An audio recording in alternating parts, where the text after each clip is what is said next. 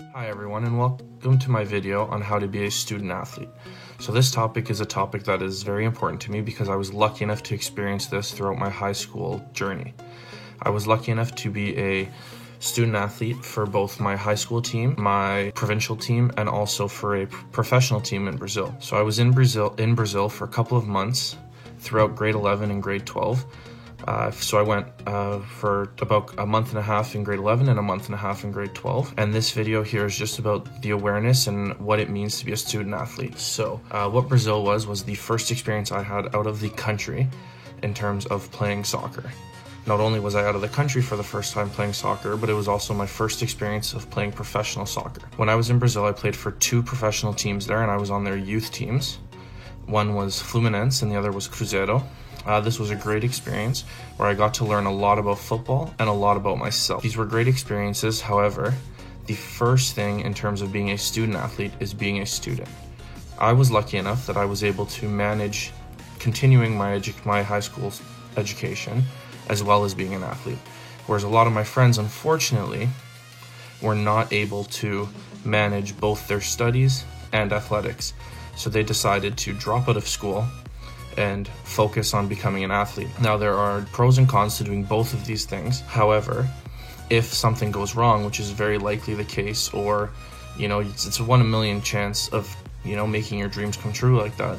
So if you don't prepare yourself for your dreams to come true, and you're not prepared with a backup plan, when something goes wrong, you unfortunately have to kind of start all over. Now, being a student athlete is both something that's very rewarding and also something that's very stressful. It is very stressful because not only now do you have to balance high school as well as athletics, but you're also at a different level of athletics. So instead of having athletics a couple days a week, you're now doing it every day of the week, or in my case, you're in a different country for over a month, where you're playing soccer or whatever sport you're playing for over a month every day. And not only once a day, but 2 or 3 times a day that you have to attend practices. So during this, it's very hard to try and find the time and the ability to do both school and athletics. For me, I was lucky enough, once again, that I was able to find that balance, and some of the strategies I used are strategies I still use today. One of those strategies is to just have a huge calendar that kind of has your whole week and your whole month planned out. And on there, you kind of have to be very organized in the sense of you have to write all your assignments, all your homework, as well as all your practices, all your meetings, all your athletics information, so that this way you're able to attend all of it and provide your best and do your best work for all of it. There are a lot of things that being a student athlete teaches you. Now, this video is not to discourage anyone from becoming a student athlete or try and stop anyone. I am very supportive, and I want to be a person and a voice that people can look towards when they are going into this whole student athlete during high school. There are a lot of things that being a student athlete teaches you, and some of the key skills that you learn are skills you use for the rest of your life, such as time management, organization, team skills, leadership, and just ability to work under stressful circumstances.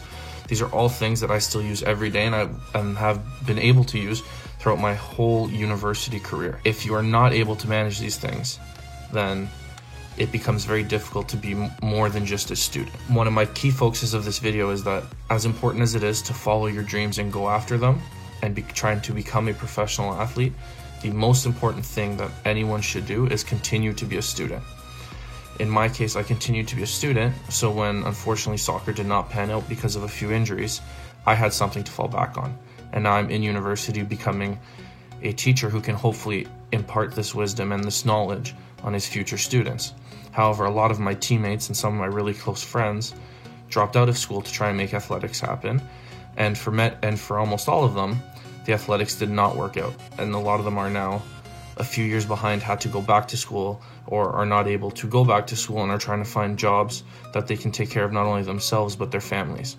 And this is not always an easy thing to do without an education. So a few keys and strategies to succeeding while being a student athlete is, of course, in terms of the athletic side of it, put in 150 to 200%. Work as hard as you can, do as much as you can, and whatever is in your control, make sure you are in control of. Athletics is something that, unfortunately, there's a lot of politics involved, and not everything is in your control. But what you need to do is make sure that everything that is in and under your control, you are succeeding at and producing at the highest level. Now, in terms of being a student in the whole student-athlete situation, There are a few key tips that should be used to succeed. My biggest and main tip to give to everyone is have a calendar, and have an up-to-date calendar that has everything in it. Do not omit things and do not leave things out because you think you won't forget them. Make sure you have everything in the calendar so that in case, no matter of the situation, and in case something happens, you know exactly what needs to be done and when. The second tip is stay on top of your schoolwork. When you're going straight from school to athletics, so make sure that whatever free time you have, you are on top of it and you are staying ahead of your schoolwork. And the last and one of the most important things is while you are in class, make sure you're completely focused and you are ready to learn.